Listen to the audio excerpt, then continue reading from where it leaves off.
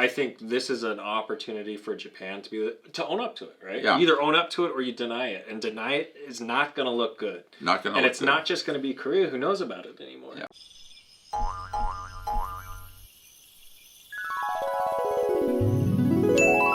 Hello everyone, this is Mark Peters with the Frog Outside the World Research Center, and today we're doing a fun thing. I've got my mentor, my student and mentor.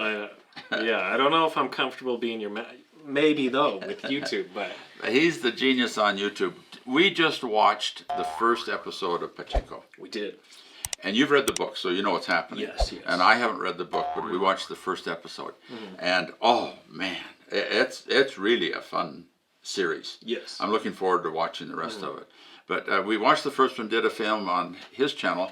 I want to do some of the historical background thing on it, on my channel. And the one thing I want to say overall is I hope this shakes the Japanese up a little bit. I've heard that there's some protests, they don't like it. But if we could get the Japanese, from my point of view, right now, one of the world's issues, it's not as serious as Russia and Ukraine, but one of the world's issues is Japan and Korea. Yeah. And as I see it, Japan has to be Germany. Step up, face the responsibility for what they did historically instead of trying to cover it. Right. And so I think this might loosen things up. At least it'll open the dialogue. Yeah, I think part of the reality is, as we're seeing, as Korea is becoming bigger and bigger in, culture, media, all these things, it's coming out either way. Yeah. So I think this is an opportunity for Japan to own up to it, right? Yeah. You either own up to it or you deny it, and deny it is not going to look good. Not going to. And it's not just going to be Korea who knows about it anymore. Yeah. Yeah. The world will know about it, and that'll help to bring pressure on Japan. So that's the big picture conclusion that I have from this. As to specifics in the movie, it really captures this. Again, the Japanese-Korean playoff. Right. And how miserable it was for the Koreans to get along with the Japanese. Right. The one scene where a guy is arrested for things that he said about wanting to threaten Japan, and how the boarding house owner was threatened for not turning him in. Not reporting him for saying Shingo, and it's on. Yeah. You should have reported this. And so that's a little flavor for what it was like. The Japanese, and there was a scene where they said, we've done all these things for you, given you all this education, helped you along, right. and you're a bunch of idiots, you don't appreciate it. Oh, right.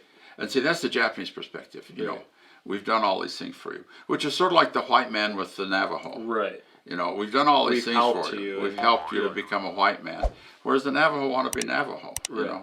And so it's this benevolent overlord that the Japanese still haven't gotten away from, I don't think. Right. Saying, Oh, yeah. after we've all the stuff we've done for you, and you complain about this, comfort women, we've already paid out, why don't you leave us alone? Right. By the way, they were still prostitutes, weren't they? Right. Harvard Law School They says just- they were prostitutes, weren't they? So they keep digging it up, and it just isn't going to work, The Germans say, yeah, we did all these bad things, the Nazis were terrible.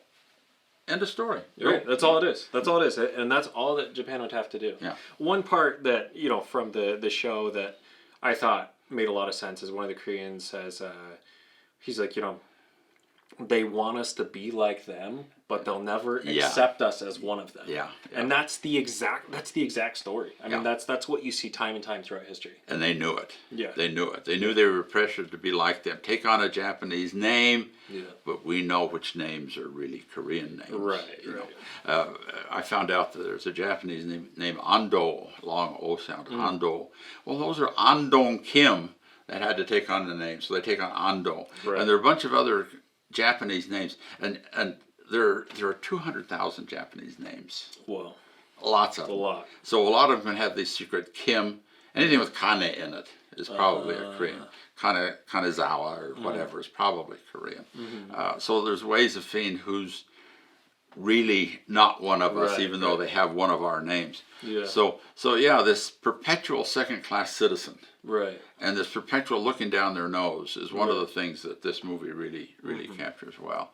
Well, I just had this brief culture spot to look at, and the Japanese interaction with the Koreans is really going to come out in this show, I'm sure. I think so, and I think I think they've done a really good job of just staying true to the story, true to what time was like then. It appears they've done their research. And it's masterful the way they do the time frame shift. And Yeah. you think, oh, wait a minute. Oh, yeah, now we're in 1989. Oh, now we're Exactly, in 1915. And you see it. So it's very well done. Cinematographically, on his review, we talked about how beautiful the cinematics were, Yep. great angles and such. Yeah. So it's a great show, and it has a lot of deep cultural stuff that I hope will shake the tree a little bit. Hope so. Yeah.